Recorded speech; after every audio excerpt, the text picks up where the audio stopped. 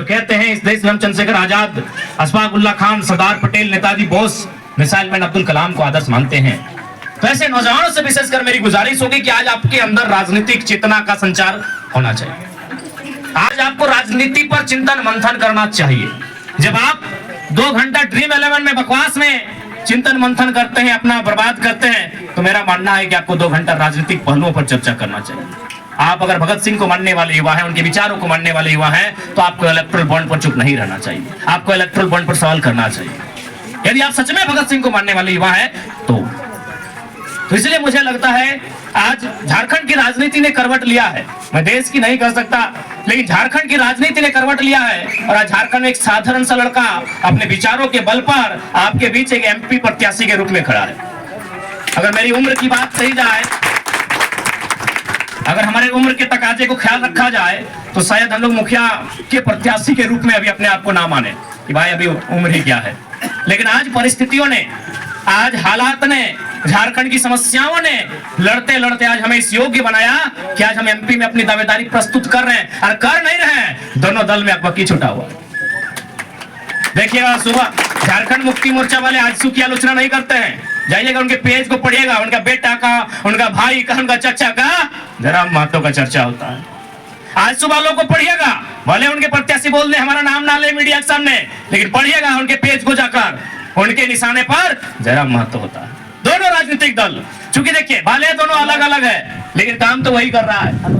जयप्रकाश चौधरी जी की बात करें तो खुद सांसद, पत्नी रामगढ़ से विधायक, क्या मतलब है जनता से। मोथरा प्रसाद जी की बात करें तो 3 बार से विधायक, मंत्री, और ले दे के सारा प्रॉपर्टी बटपिटार के लिए बनाओ, यहाँ जमीन लो, वहाँ लो, यहाँ लो, किसी से छुपा नहीं है। तो भले दोनों अलग दल है, लेकिन आज दोनों एक हो गया है कि भैया कुछ भी हो जाए, अरे तुम्हें जीत चाहे हमें जीत, इधर मना जीत क्या है पता है न, तो जीत में तो हट्टे करवे, झंडा हमें करवे, हमें पत्नी के विधायक बना लेते, बेटवा के बनाइए।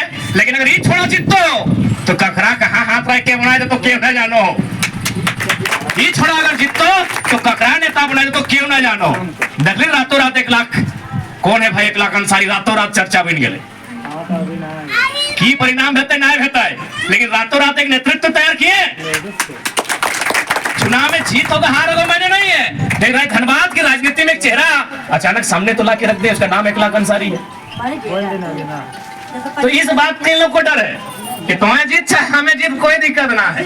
तुम्हें जीत में तोरो बात थोड़े घरे लोग विधायक बनतो, अरे बुड़बक जनता है दरी बिछे तो नारा लगे तो और जीतल बात फूल के गुलदस्ता दे तो एगो दूगो के ठिका उका दे देबे, बाकी के बोका बने। आप आकलन कीजिए, हम तो नहीं कह रहे भाई कि हमें मतदान कीजिए, लेकिन आप आकलन कीजिए।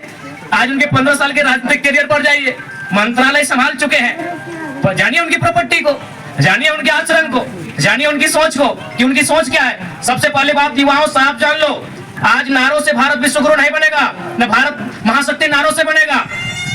भारत की इकोनॉमी 5 ट्रिलियन हो, चाहे 10 ट्रिलियन हो, चाहे भविष्य में 30 ट्रिलियन हो, अगर सत्ता और संपत्ति का विकेंद्रीकरण नहीं होगा तो कभी भारत उन्नत राष्ट्र नहीं बनेगा। विकेंद्रीकरण का मतलब सबके पास सत्ता भी सब तक पहुंचे और संपत्ति भी सब तक पहुंचे। लेकिन अभी जो राजनेता हैं, पता कीजिए कई हजार करोड़ की प्रॉपर्टी है सबकी, उस कई हजार करोड़ में कई हजार परिवार पाले जा सकते थे कि नहीं। किसी की बात करें, विधायकों की बात करें, सांसदों की बात करें, कई हजार, खासकर धनबाद बोकारो की बात करें तो कई हजार करोड़ की इनकी संपत्ति है। उस कई हजार करोड़ में कई हजार परिवार तो जरूर पाले जाते, कई हजार परिवारों का तो भरण पोषण जरूर होता, कई हजार परिवारों का पेट तो जरूर भरता।